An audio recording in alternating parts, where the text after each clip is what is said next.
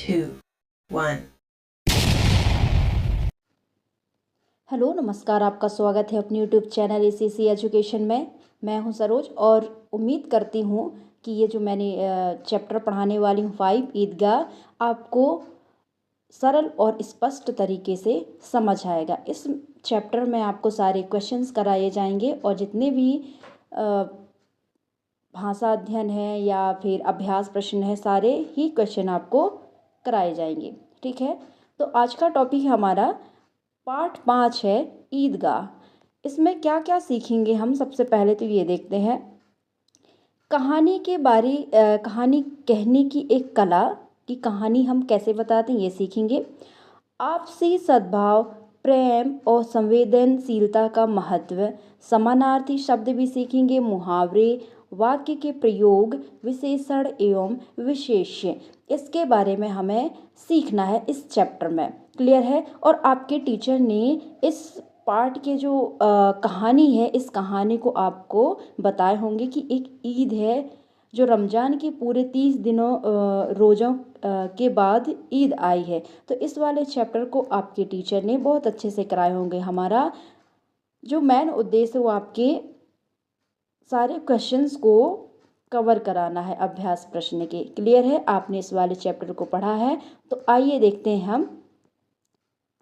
सबसे पहले तो ये ईदगाह किसकी कहानी है, किसने लिखा है इसको? मुंशी प्रेमचंद्र ने इस कहानी को लिखा है। तो पहले मुंशी प्रेमचंद्र के बारे में थोड़ी सी एक लाइन देख लेते हैं। ठीक है, लेखक परिचय में देखेंगे मुंशी जो प्रेमचंद्र है, इसका वास्तविक नाम है मुंशी धनपत राय था।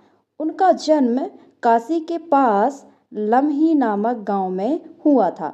उन्होंने प्रारंभ में उर्दू और बाद में अंग्रेजी की शिक्षा ली। इसको आपको याद रखना है कि ये उर्दू और बाद में अंग्रेजी की शिक्षा प्राप्त की। कॉलेज, कौन से कॉलेज किया? इसने बनारस से BA किया है, BA की शिक्षा प्राप्त की। मुंशी प्रेमचंद्र ने लगभग 300 कहानियाँ लिखी हैं। आपको कहानी सम्राट व उपन्यास का सम्राट कहा जाता है। इसको क्या बोलते हैं? उपन्यास का सम्राट पूछा जाए आपसे तो किसको बोलते हैं? मुंशी प्रेमचंद्र को। ठीक है, आगे के चलते हैं हम अभ्यास प्रश्न। हमारा जो मेन उद्देश्य है, हमको अभ्यास प्रश्न ही कवर करना है। अभ्यास प्रश्न में जो सबसे पहले जो क्वेश्चंस दिए हुए हैं हमारे बोध प्रश्न है, और बोध प्रश्न में पहला क्वेश्चन है निम्नलिखित शब्दों के अर्थ शब्दकोश से खोज करके लिखना है। क्लियर है। तो पहला जो है हमारा मनोहर। अब मनोहर का अर्थ हमको देखना है। मनोहर मतलब क्या होता है? मन को हरने वाला या सुंदर। प्रदीप्त मतलब होता है चमकना। सुहावन मतलब होता है अच्छा लगना। पृथक मतलब होता है अलग या भिन्न। कचोटना मतलब कसना। प्रगल्भ निर्भीक। विपन्नता निर्धनता। जब्त मतलब सहन।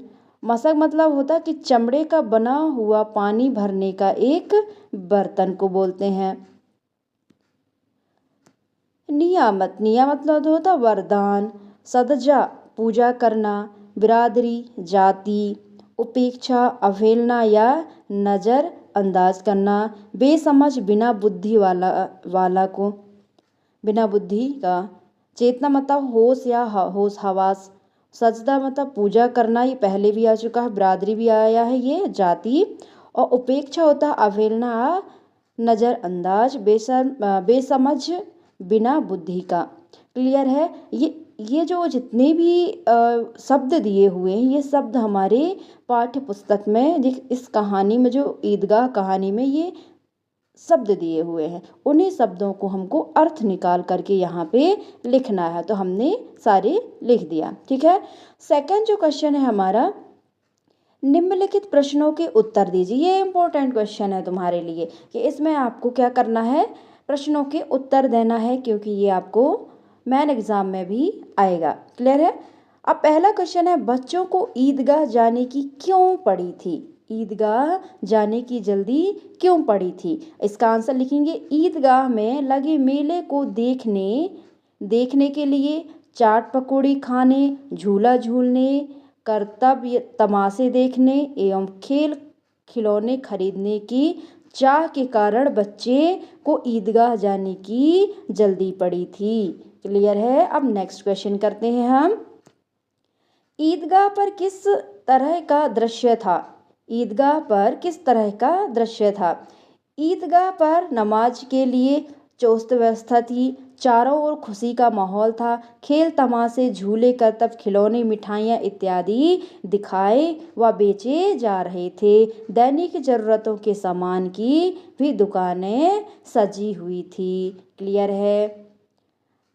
अब हमारा जो नेक्स्ट वाला जो क्वेश्चन है, इसमें पूछा हुआ है मेले का वर्णन अपने शब्दों में कीजिए। अब मेला ने सभी बच्चे अपने अपने तरीके से आसपास के कभी मेला गए होंगे, तो वहाँ के मेला के बारे में आपको लिखना है। क्लियर है। जैसे ईदगाह का मेला जो आपने पुस्तक में पढ़ा है उसके बारे में लिखेंगे। क्लियर है।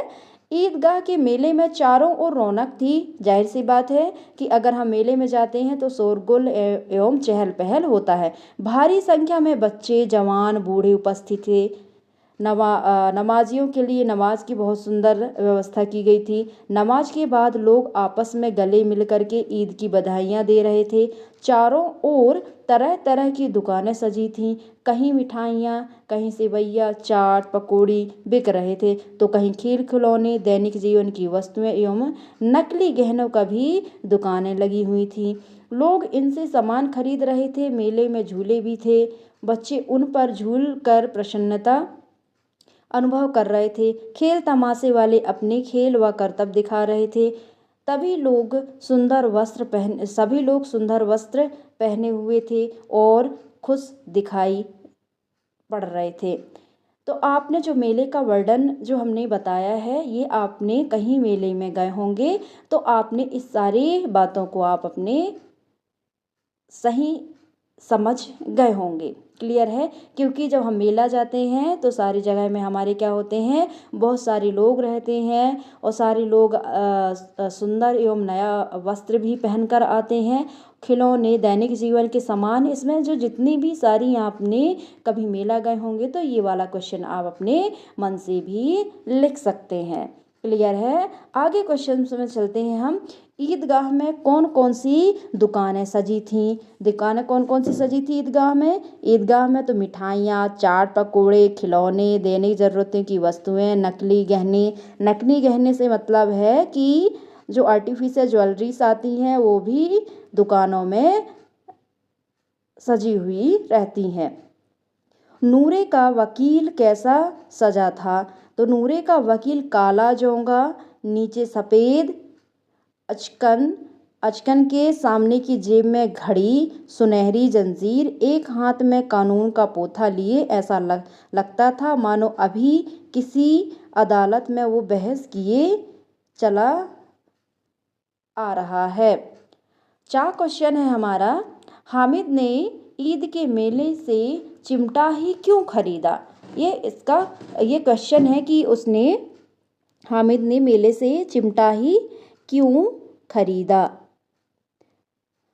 हामिद ने मेले से चिमटा खरीदा तवे से जो रोटी उतारते समय अक्सर उसकी दादी के हाथ जल जाते थे। हामिद ने यह सोचकर चिमटा पाकर दादी को प्रसन्न होगी, इसीलिए वो मेले से क्या चिमटा खरीद लिया। अब नेक्स्ट क्वेश्चन है। हामिद ने चिमटे को देखकर दादी नाराज क्यों हो गई? अब हामिद जो चिमटा लेकर आया था उसको चिमटा को देखकर दादी नाराज क्यों हो गई? क्या दादी की नाराजगी वास्तविकता थी या नहीं, इसको आपको बताना है।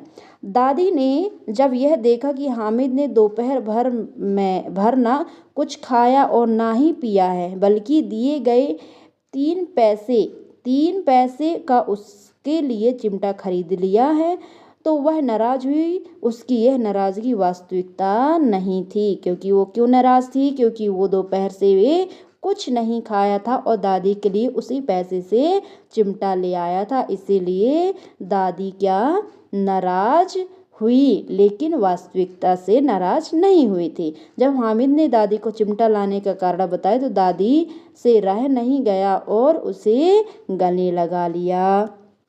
ठीक है, अब चलते हैं हम अगले क्वेश्चन की ओर। तो कौन सा क्वेश्चन है? तीसरा क्वेश्चन दिया हुआ है और तीसरा क्वेश्चन में आपको किसने कौन सा खिलौना खरीदा, सही जोड़ियां मिलाकर खिलौने पर एक एक वाक्य लिखिए। आपको एक एक वाक्य भी लिखना है और कौन ये स्टूडेंट के नाम है या बच्चों के नाम है, उन बच्चों ने क्या क्या उन्होंने खरीदा है, इसको सही जोड़ी में मिलान करना है। काम में दिया हुआ है मोहसिन। मोहसिन ने क्या खरीदा? मील खरीदा। तो आप यहाँ से मील पे लगाएंगे, सॉरी भिस्ती खरीदा है, इसमें एक मिस्टेक हो गया।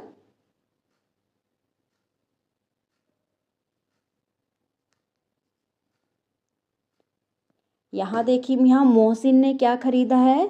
भिस्ती।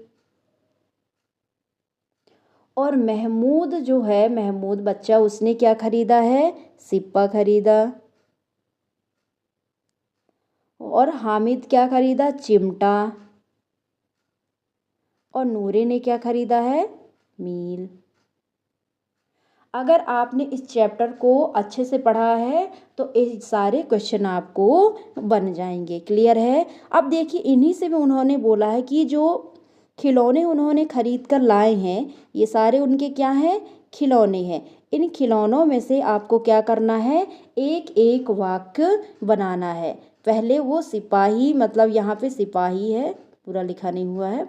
सिपाही जो उसने खरीद के लाया है, तो सिपाही से क्या बनाएंगे हम? एक वाक्य। प्रीति ने पुलिस सिपाही की वर्दी देखी। देखिए, वाक्य बनाने का मतलब क्या होता है कि जो ये वाक्य के लिए जो शब्द दिया गया, कि शब्द का हम इस जब वाक्य बनाते हैं तो वाक्य के अंदर ये शब्द कहीं ना कहीं ये यूज हो या फिर इसमें वो वाक्य वो शब्द आए। क्लियर है? तो अब देखिए, भिस्ती। गांव में भिस्ती आज भी घरों तक पानी पहुंचाता है। ये देखो, भिस्ती वर्ड आया है, मतलब ये वाक्य में प्रयोग हो गया। वकील। आनंद ने वकील को देखा। देखो, आनंद ने वकील शब्द आया ना, वकील को देखा। चिमटा। चिमटा क्या? दादी के पास चिमटा नहीं था। ये भी है आपका चिमटा शब्द आया। तो मतलब आपका कोई भी शब्द हो सकता है, या फिर वो नकारात्मक या फिर सकारात्मक या प्रश्नवाचक, कोई भी शब्द हो सकते हैं, लेकिन उसमें जिस शब्द का वाक्य बनाने को बोला जा रहा है उस शब्द का उसमें यूज होना चाहिए। रिक्त स्थानों की पूर्ति करना है हमें। रिक्त स्थानों की पूर्ति के लिए कहा है, खालिस्तान के पूरे 30 रोज़ों के बाद ईद आई है। किसके 30 रोजे हुए तब ईद आई है? रमजान के। तो हम लिखेंगे रमजान। रमजान। लाखों सिर एक साथ खालिस्तान में झुक जाते हैं, सिजदे। तो यहाँ लिखेंगे हम सिजदे। गा है, मानो खालिस्तान का एक सूत्र एवं समस्त आत्माओं की एक लड़ी में पिरोए हुए हैं। भ्रातृत्व।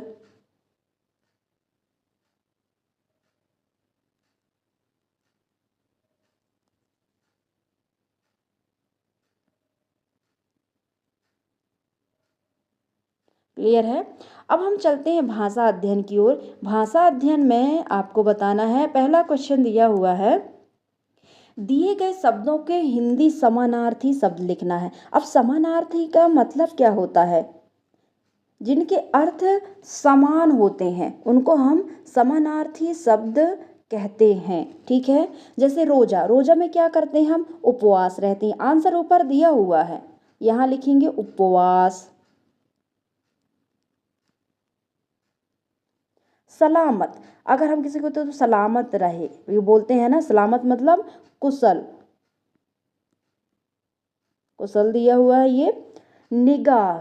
निगाह का मतलब क्या होता है? दृष्टि।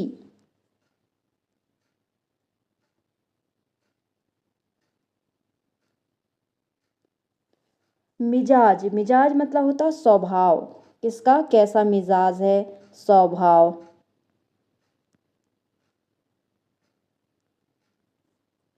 तकदीर।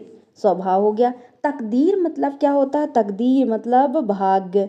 आपके तकदीर में तो कुछ है नहीं है, या फिर आपके तकदीर में बहुत कुछ, मतलब आपके भाग्य में बहुत ही कुछ है। ठीक है।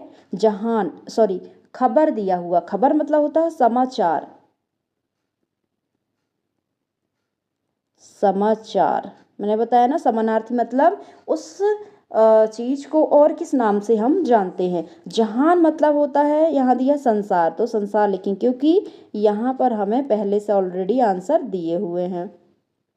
अजीब, अजीब का मतलब होता है विचित्र। कभी कभी हम कुछ चीज को देख करके बोलते हैं कि ये बहुत अजीब दिख रहा है या अजीब दिख रहे हैं, तो उसका मतलब ये विचित्र दिखाई दे रहे हैं। अब चलते हैं हम इसी के दूसरा क्वेश्चन में, थोड़ा ऊपर हो गया है ये। इस क्वेश्चन में लिखा है कि मुहावरे का वाक्य में प्रयोग करना है। मुहावरे दिया हुआ है। मुहावरे का मतलब होता है कि किसी चीज को हम थोड़ी दूर से बताना उसको। मुहावरे मतलब होता है कि आप कुछ चीज को आप एक पर्टिकुलर सेंटेंस में लिखा हुआ है और उसका अर्थ आपको कुछ शब्दों में बताना है और उसका आपको वाक्य भी प्रयोग करना है। जैसे लिखा हुआ है यहाँ पर, चुराने लगते हैं, मुंह चुराने लगते हैं। जब हम कोई मिस्टेक कर देते हैं, गलती कर देते हैं, तो हम क्या करते हैं? अपना फेस छुपाते हैं, मतलब नज़र से बचना, कि हमें कोई देख ना ले क्योंकि हमसे मिस्टेक हो गई। तो क्या आएगा? उधार लेकर बेईमान ग्राहक मुंह चुराने लगते हैं। तो आपको पता है ना कि मुंह चुराना मतलब ये, इसका इधर आ गया लगते हैं, इस वाले का है। ठीक है। तो उधार लेकर के कई जो ग्राहक होते हैं ना, ग्राहक मुंह चुराने लगते हैं कि उसमें उधार ले तो लेते हैं लेकिन वो देना नहीं चाहते, तो उस दुकान में दोबारा वो आते नहीं हैं। क्लियर है। उल्लू, उल्लू बनाना। उल्लू बनाना मतलब क्या होता है? हमने मूर्ख बना दिया है। मूर्ख बना दिया मतलब उस वाक्य में कैसे प्रयोग करेंगे? सुधीर ने खेल खेल में रीना को उल्लू बना दिया। इधर आपका सेंटेंस आया है इधर पे। ठीक है। बाल बाका, बाल बाका भी ना होना। बाल बाका भी ना होना मतलब नुकसान ना पहुंचाना। जहाँ हम कोई कहते हैं ना, एक कहावत है कि तुम हमारा कोई बाल बाका नहीं कर सकते, मतलब हमारा कोई नुकसान आप बिल्कुल भी नहीं पहुंचा सकते हैं। ठीक है।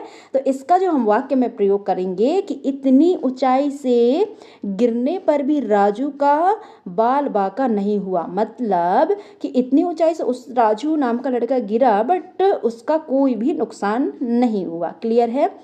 सुरलोक सिधारना या परलोक सिधारना। परलोक सिधारना का मतलब क्या होता है? मृत्यु हो जाना। मेरी दादी जी पिछले माह परलोक या सिरलोक सुधार गईं। क्लियर है। गदगद होना, गदगद मतलब प्रसन्न होना। कोई जब हमें खुशी की बात बताते हैं तो हम बहुत ही प्रसन्न हो जाते हैं, मतलब गदगद हो जाते हैं। क्लियर है। तो हमने एक वाक्य में प्रयोग किया कि पुत्री की सफलता को देख करके माता पिता क्या हो गए? गदगद हो उठे। क्लियर है। अब चलते हैं हम इसके आगे के क्वेश्चनों में। अब देखिए इसमें वचन दिया हुआ है। वचन वो वाला वचन नहीं कि 7 फेरों के साथ, तो वचन वाला नहीं है ये। क्लियर है। वचन मतलब होता है आप एक वचन और ये बहुवचन। अब देखिए इसमें खिलौना दिया हुआ है। खिलौना को अगर हम 2 शब्दों में लिखना है, एक तो आपको यहाँ लिखना है, दूसरे में और दो दो दो शब्द लिखना है कि खिलौना को, और बहुवचन में क्या लिखेंगे तो खिलौने लिख सकते हैं। खिलौने। क्लियर है। और एक शब्द लिख सकते हैं, खिलौनों लिख देती हूँ मैं यहाँ पे, और यहाँ पे खिलौने लिख सकते हैं, खिलौने।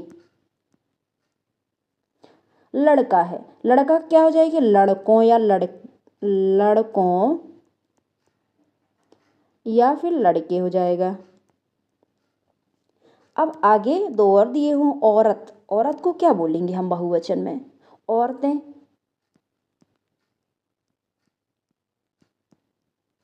औरतें हो गया, और औरतें, औरतों। क्लियर है। पैसा, पैसे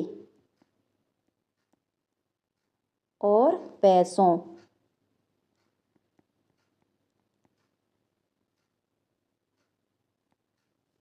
हमने बहुवचन बना लिया। अब चलते हैं हम चौथा क्वेश्चन की ओर। अब चौथा क्वेश्चन से पहले देखिए, हमने इसको बुक के साथ में इंक्लूड करके पढ़ा है, तो बुक में जो जो लिखा हुआ है उसको भी हम पढ़ाएंगे। पढ़िए और समझिए। एक बार मोहन इंदौर गया, ध्यान से पढ़िएगा। उसके साथ श्याम नहीं गया था। मोहन ने वहाँ क्या देखा? जब श्याम ने जानना चाहा तब मोहन ने कहा, अरे तुमने अभी तक इंदौर नहीं देखा? शायद तुम्हारे पिताजी ने तो देखा होगा।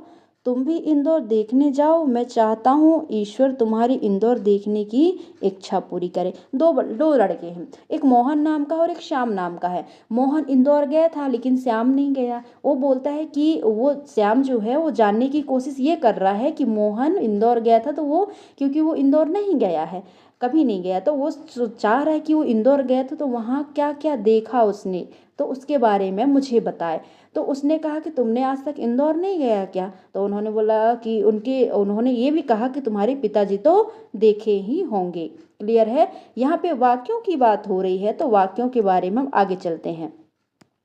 उपयुक्त अनुच्छेद में विभिन्न प्रकार के वाक्य दिए गए, इन्हें ध्यान से देखा जाए और अर्थ के अनुसार इसका आशय प्रयोग करेंगे। क्लियर है? एक बार मोहन इंदौर गया, किसी काम का होना का पता चलता है, ठीक है, कि इंदौर गया है, कुछ काम से गया होगा। सेकंड है, मोहन ने वहाँ क्या देखा? क्या देखा? यहाँ पे क्या पूछा आपको? वाक्य बताना है कि कौन सा किस प्रकार का वाक्य है। मोहन ने वहाँ क्या देखा? क्या मतलब प्रश्न कर रहा है वो, तो क्या है? प्रश्न का बोध हो रहा है। तीसरा है, उसके साथ श्याम नहीं गया। नहीं गया मतलब निषेधात्मक वाक्य है ये। निषेधात्मक मतलब निषेध ना होने का बोध हो रहा है। क्लियर है? जब श्याम ने जानना चाहा तब मोहन ने कहा। एक क्रिया का दूसरी क्रिया पर निर्भर संकेत करता है, क्योंकि उसने जानना चाहा तब मोहन ने कहा, अरे तुमने अभी तक इंदौर नहीं देखा। अब देखिए, उन्होंने एक आश्चर्य से पूछा, क्या तुमने इंदौर नहीं देखा? तो एक आश्चर्य भाव हो रहा है कि विस्मय आदि चिन्ह, ये जो है विस्मय आदि चिन्ह है। तो उन्होंने कहा, आश्चर्यजनक से कहा कि क्या तुमने इंदौर नहीं देखा? क्लियर है? तो आश्चर्य से पूछा उसने। शायद तुम्हारे पिताजी ने तो देखा होगा। तो ये संदेह किया है या संभावना किया कि शायद तुम्हारे पिताजी देखे होंगे। तो सातवां है, तुम भी इंदौर देखने जाओ, मतलब वो आज्ञा कर रहा है कि तुम भी देखने जाओ। क्लियर है? ईश्वर तुम्हारी इंदौर जाने की इच्छा पूरी करे, मतलब वो इच्छा बोध करा रहा है इच्छा इस वाले क्वेश्चन में कि मेरी इच्छा है कि तुम भी एक बार इंदौर देखने जाओ। अब जानिए, अर्थ के आधार पर 8 प्रकार के वाक्य होते हैं। अर्थ के आधार पर इस बात को आपको याद रखना है कि अर्थ के आधार पर वाक्य कितने प्रकार के होते हैं? 8 प्रकार के होते हैं। पहला है निषेधात्मक वाक्य, विधानात्मक वाक्य। जिन वाक्यों से किसी क्रिया के करने का बोध हो उसे विधानात्मक वाक्य कहते हैं। विधानवाचक वाक्य किसे कहते हैं? जिन वाक्यों से किसी क्रिया के करने का बोध हो से विधानवाचक वाक्य कहते हैं। दूसरा है निषेधवाचक वाक्य। निषेधवाचक वाक्य में जिन वाक्यों से कार्य के निषेध या ना होने की, मतलब जो ना शब्द आता है ना करने की, मतलब जब मना करते हैं हम तो उसको क्या बोलते हैं हम? निषेधवाचक वाक्य। प्रश्नवाचक वाक्य, जिन वाक्यों में प्रश्न किया जाए या फिर प्रश्न करने का बोध हो तो उसको प्रश्नवाचक वाक्य कहते हैं। चौथा है विस्मयादिक बोधक चिन्ह।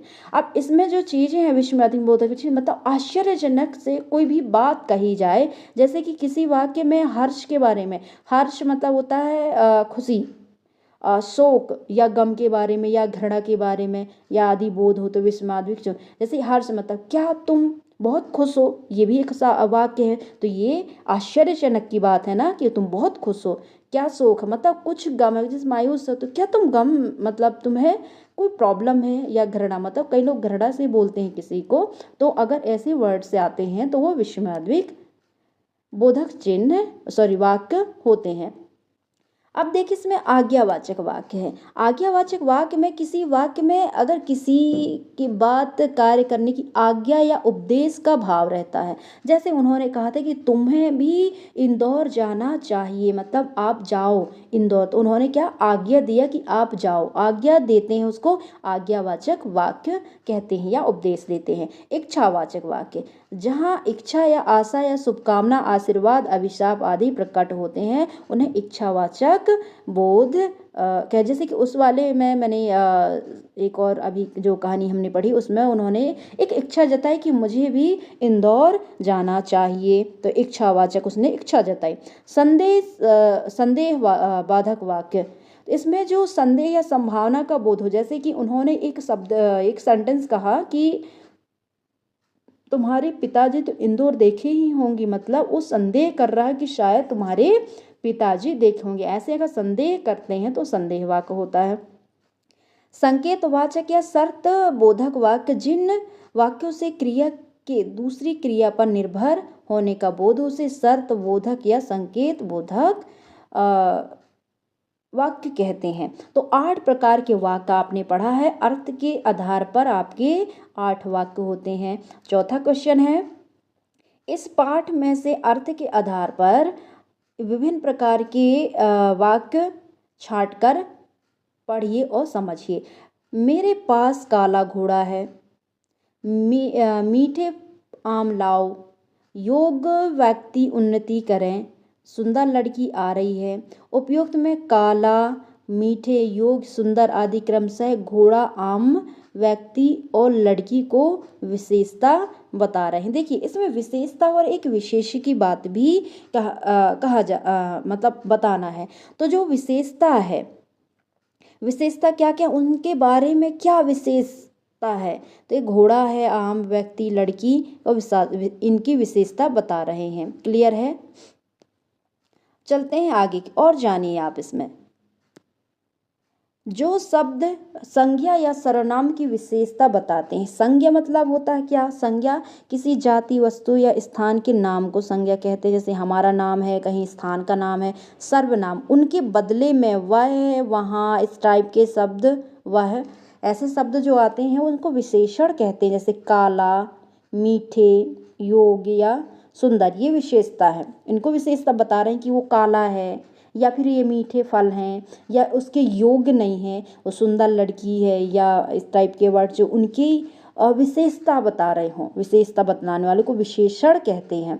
और जिन वक्त संज्ञा और सर्वनाम की विशेषता बताई जाती है उन्हें विशेष कहते हैं। जैसे घोड़ा, अब देखिए विशेष और विशेषण, विशेष मतलब होता है जिसके बारे में, जैसे घोड़ा काला है तो घोड़ा क्या हो जाएगा आपका, विशेष हो जाएगा, जिसके बारे में बता रहे हैं। लेकिन क्या बता रहे हैं, वो काला घोड़ा है, मतलब ये उसकी विशेषण है। क्लियर है? तो हम चलते हैं इस पाठ में जो विशेषण और विशेष के उदाहरण हैं उनको हम देखते हैं। जैसे इसमें लिखा है दुबला पतला लड़का, दुबला पतला लड़का है, लड़का क्या है आपका, विशेष है ना, क्योंकि लड़के के बारे में आपको बता रहे हैं। और दुबला पतला क्या है, विशेषण है, क्योंकि विशेषण हमने क्या पढ़ा कि उनके विशेषता बताने वाले को। क्लियर है? सुहावना प्रभात, सुहावना आपका क्या है, विशेषण है, प्रभात आपका विशेष है। पक्का फर्श, पक्का विशेषण है, फर्श आपका क्या है, विशेष है। फर्श क्या है, पक्का है, तो फर्श के बारे में हम बता रहे हैं ना, तो ये विशेषण आपकी पक्का हो जाएगी। क्लियर है? अब आगे क्वेश्चनों में चलते हैं। इस पाठ में कई पुनरुक्ति शब्द दिए गए हैं, उनकी सूची बनाना है। क्लियर है? हंस का ये हो गया, ठंडा, गांव, पंथ, गंगा, दांत, माँ, इस टाइप के। क्लियर है? अब देखिए जो ये वर्ड्स में जो एक पॉइंट लगा है, दूसरी ओर ये चंद्रबिंदी वाला लगा है, तो ये दोनों में हमें आपको जानना है, क्योंकि आप 5th क्लास में, तो आपका क्या है, मानसिकता विकसित हो रही है अभी। क्लियर है? वर्ग ए में क्या है, बिंदी वाले बने हुए हैं, बिंदी। तो का वर्ग में लिखे गए शब्दों का उच्चारण में हवा नाक से निकलती है। जब किसी वर्ड के उच्चारण में नाक से हवा निकलती है तो वहाँ अनुस्वर होता है। अनुस्वर है ये, अनुस्वर अर्थात अनुस्वर नासिक व्यंजन है यह स्वर या व्यंजन के ऊपर लगाया जाता है, इस टाइप में जो गंगा में लगा हुआ है आप देख सकते हैं। तो इसको बोलते हैं अनुस्वर बोलते हैं, आप याद रखेंगे। क्लियर है। और जो खा खरगोश वाले वर्ग खा में लिखे गए उच्चारण में हवा ध्वनि से होती है, मुख के नाक के ऊपर से निकलती है, इसको अनुनासिकता कहते हैं। इसको बोलते हैं अनुस्वर बोलते हैं और इसको नासिकता बोलते हैं, इस वाले चिन्ह को जो चंद्र बिंदी वाली चिन्ह है। क्लियर है। अब पढ़िए एक और दिया हुआ है, ध्यान से पढ़िए। हम जानते हैं कि शब्द के जिस रूप से एक अथवा अनेक बोध हो उसे वचन कहते हैं। अब वचन देखो, एक रूप से अनेक होने का, एक से अनेक होने का जो बोध होता है उसको वचन कहते हैं। वचन दो प्रकार के होते हैं, एक वचन दो वचन। एक वचन क्या है? शब्द के जिस रूप में एक संख्या होने का बोध हो, जैसे बालक, औरत, खिलौने मतलब खिलौना, इस टाइप के। तो जिस शब्द और बहुवचन के जिस शब्द से एक से अधिक होने का बोध, जैसे बालकों, लड़के, लड़कियां, इस टाइप के वर्ड। ठीक है। कुछ संज्ञा शब्द सदैव बहुवचन में प्रयोग होते हैं। अब देखिए इसमें और याद रखना, कुछ ऐसे शब्द हैं जो ऑलरेडी वो बहुवचन ही हैं, जैसे लोग, प्राण, बाल, आंसू, दर्शन, हस्ताक्षर, ये आपके क्या है? एक बहुवचन पहले से ही हैं। भाववाचक संज्ञा प्रायः एक वचन में ही प्रयोग की जाने वाली, जैसे आमों में मिठास है। धातुओं का बोध कराने वाली जातिवाचक संज्ञा में वचन होती, जैसे सोना, लोहा, इस टाइप का। और प्राय वचन व्यवहार पर भी निर्भर होती, ये आपको पढ़ लेना है। क्लियर है। इसके बाद में आपको ये अच्छे तरीके से पढ़ना है। इसके बाद में तरह तरह के युग्म शब्द के दो बार प्रयोग होने में तरह तरह शब्द युग्म बना है। जब एक ही शब्द दो बार या पुनरुक्त हो तो दोहराना दो बार, या इसको पुनरुक्त कहते हैं। एक शब्द को बार बार, जैसे होता है, जो दो शब्द हैं, जैसे तरह तरह हो गया, इस टाइप के वर्ड हमारे पुनरुक्त शब्द हैं, एक ही शब्द को बार बार बताना। अब देखिए इसमें जो है योग विस्तार में क्या पूछा है कि जो मुंशी प्रेमचंद्र की जो कहानी है, ये अपने विद्यालय के पाठ्य पुस्तक से अन्य जगहों से मुंशी प्रेमचंद्र की कहानियाँ प्राप्त करके आपको अध्ययन कर सकते हो आप, क्योंकि मुंशी प्रेमचंद्र की बहुत ही अच्छी कहानियाँ हैं, उन्होंने उपन्यास भी लिखे हैं, तो आपको इनको देख लेना है। क्लियर है। इसी तरह की किसी राष्ट्र प्रेमी स्वदेशी बालक की कहानी यादगार बाल सभा में सुनाएं। देखिए आपको ऐसे ही जो ईदगाह में जो रमजान या फिर वो क्या नाम हामिद, उसमें जो बच्चे का कैरेक्टर है, आप उस टाइप के बालकों को, जो संवेदनशील या राष्ट्रीय प्रेम से बालकों की आपको कहानी बाल सभा में सुनानी है। हामिद की जगह आप होते तो मेले से क्या खरीद ले आते? अब ये भी एक पॉइंटेड बात, हामिद ने अपनी दादी के लिए चिमटा लिया है, लेकिन आप क्या लेकर आते? ये भी आपको सोचना है। क्लियर है। हामिद ने मित्र पर मिठाई और खिलौने खरीद रहे थे, उस समय हामिद के मन में भी क्या क्या विचार उठे होंगे? जानते हैं कि बच्चों को पैसे देते हैं, सबसे पहले क्या मन में आता है कि हम कुछ खा लेते हैं। क्लियर है।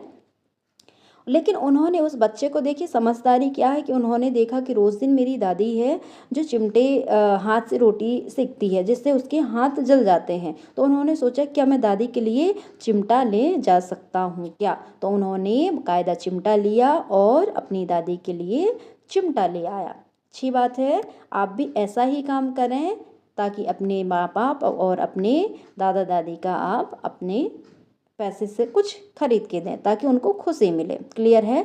और ये जो ईदगाह चैप्टर है 5वां, इसका जो लास्ट जो सेंटेंस है, वाक्य है, उसको मैं बोल करके आपका चैप्टर खत्म होने जा रहा है। एक विनय और श्रद्धा के सामने तर्क प्रस्तुत नहीं किए जा सकते। क्लियर है। जब आपके पास विनय है और श्रद्धा है तो उसके सामने आप प्रस्तुत सामने नहीं कर सकते हैं। क्लियर है। इसी वाक्य के साथ में हमारा 5वां चैप्टर जो है ईदगाह हमारा कंप्लीट हो जाता है। अब देखिए इसमें अगर ये चैप्टर आपको अच्छी लगी हो तो लाइक और सब्सक्राइब ज़रूर करें, और अगर आपको कुछ पूछना है तो कमेंट बॉक्स में आप पूछ सकते हैं। और इसका अगर PDF चाहिए तो आप टेलीग्राम ग्रुप आप ज्वाइन कर सकते हैं। ठीक है। मिलते हैं हम नेक्स्ट वीडियो में। Bye bye, take care.